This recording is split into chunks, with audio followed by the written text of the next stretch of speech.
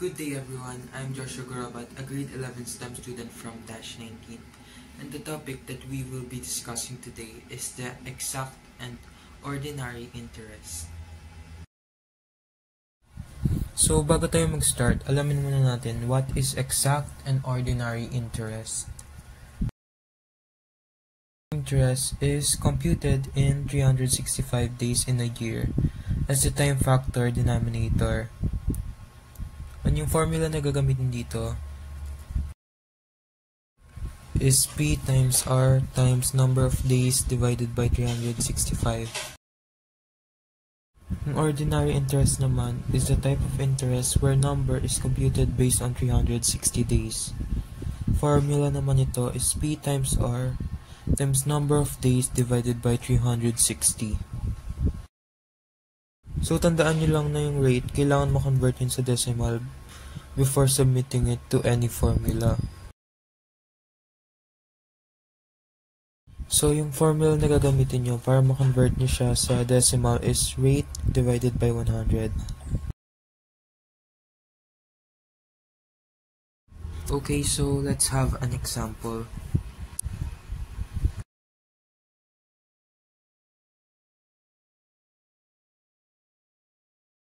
Some months contains 31 days and others 30 days.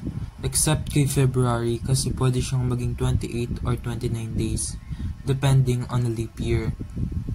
Pwede nating malaman kung leap year ba kung divisible yung year na yon by 4. So, let's have an example. Find the actual and approximate time from November 23, 2015 to March 16, 2016.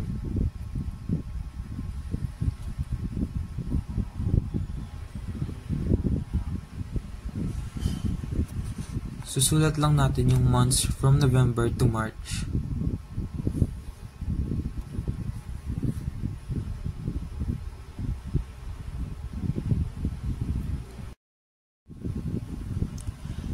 Sa actual time, November contains 30 days.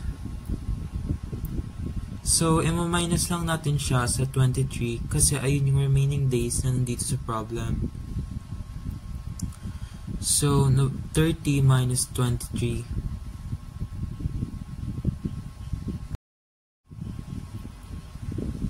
is equal to 7.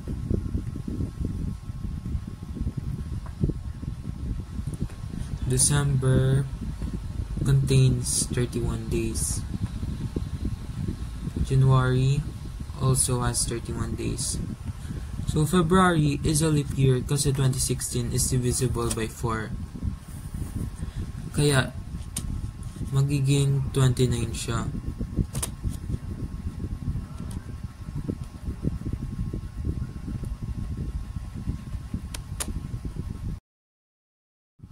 And yung March, 16 yung March kasi ayun yung remaining days na nasa problem.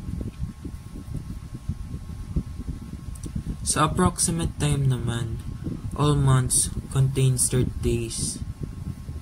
So, isusulat lang natin 30. So, 30 minus 23 is equal to 7.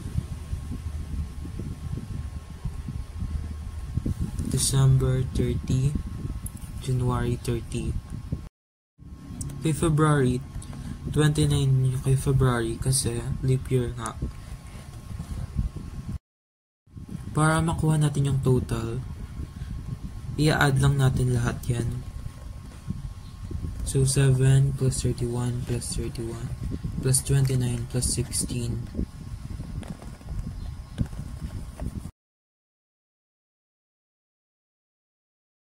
So, total is 114.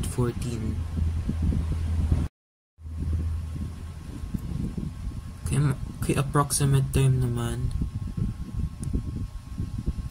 is 112. So, now you know how to determine the actual time and approximate time.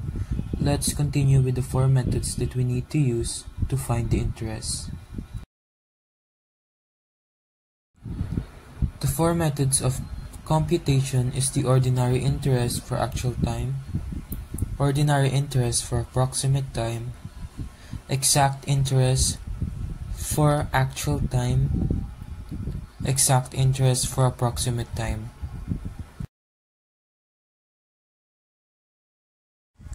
Okay, so let's have an example. Find the interest using the FOR method on 30,000 at 6.5% from July 15 to October 25, 2014. So, yung una natin gagawin is determine natin yung actual time and approximate time. So, sa months, we have July to October.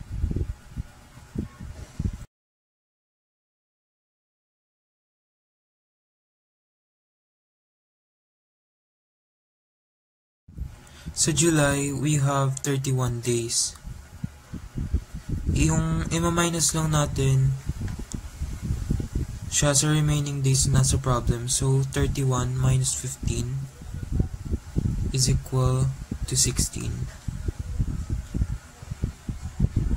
So, yung August naman, we have 31 days sa August. Sa September, we have 30 days. Sa October naman, 25 lang kasi iyon yung due date.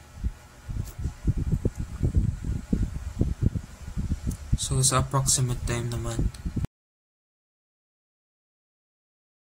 So, let's move on sa approximate time. Sa approximate time, merong 30 days kada month. So, we have 30 minus 15 is equal to 15. So, August, we have 30 days. So, September, 30 days then. So, October, 25 kasi ayun yung due date. So, i-add lang natin yung lahat para makuha natin. For actual time, we have 102. Plus lang natin lahat. For approximate time naman, 15 plus 30 plus 30 plus 25, we have 100.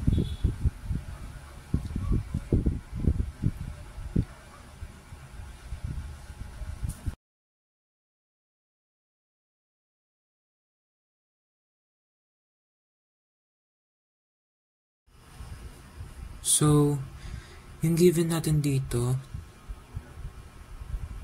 is 30,000.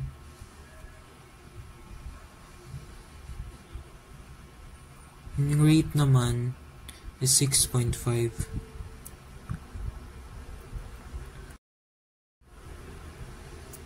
Pero kailangan natin i-divide yung rate sa 100.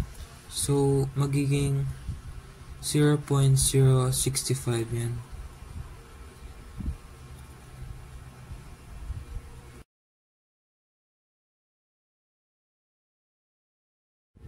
So, andito na tayo sa first method, which is ordinary interest to actual time. Sa practical amount, we have 30,000. Sa rate naman, we have 0.65.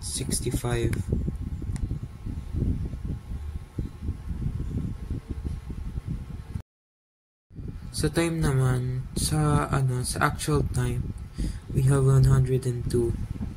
So, kailangan lang natin ilagay sila lahat dito. So, 30,000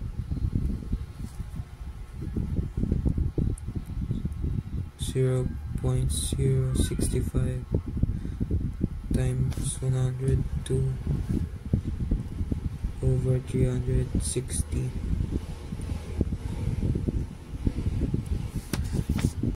So, gagamitin din for denominator yung 360, which is for ordinary. So, okay, then we have 552.5.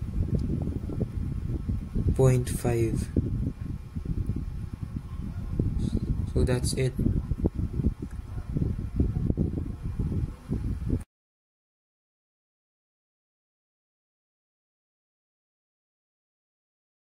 So, try naman natin yung second method. Ordinary interest for approximate time.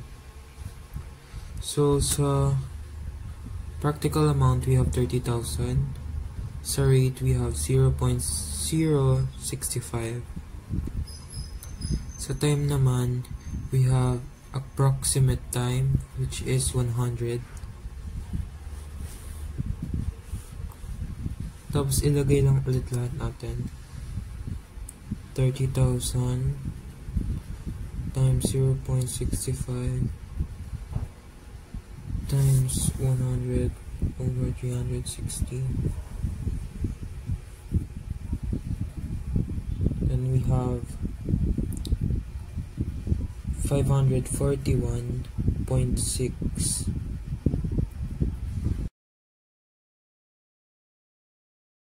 Okay, so let's move on to the third method, exact interest using actual time.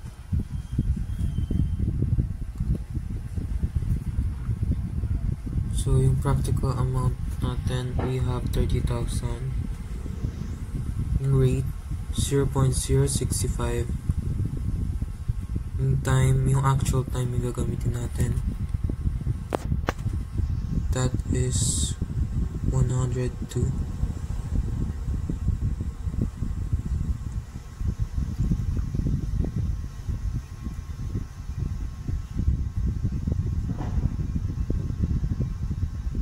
So, lagay lang ulit natin lahat. 30,000 times 0.65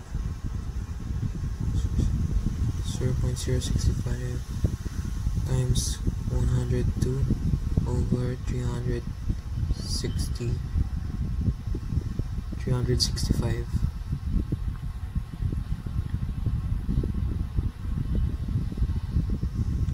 So, ano lang natin. So, that is 544.93.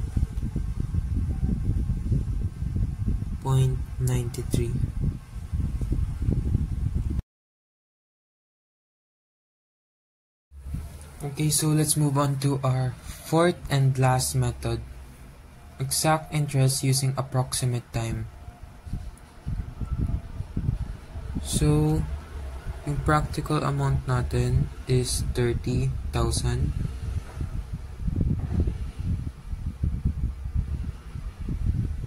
Then, yung rate natin, 0.065. Time is 100.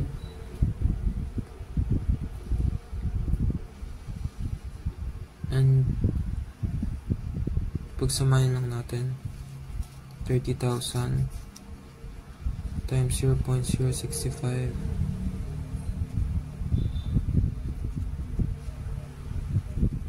then 100 over 365.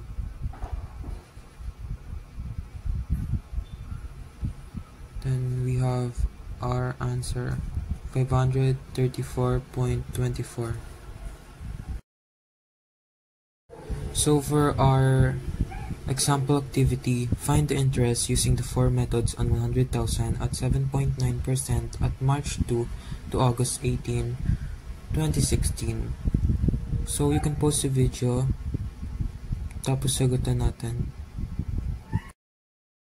So here's the answer. For the method 1,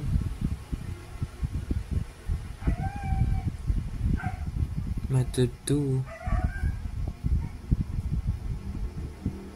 method 3, and the last method 4.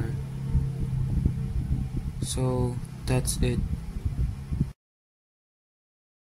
Again, I am Joshua Garabat. a grade 11 STEM student from Dash 19, and I hope that you learned something from me.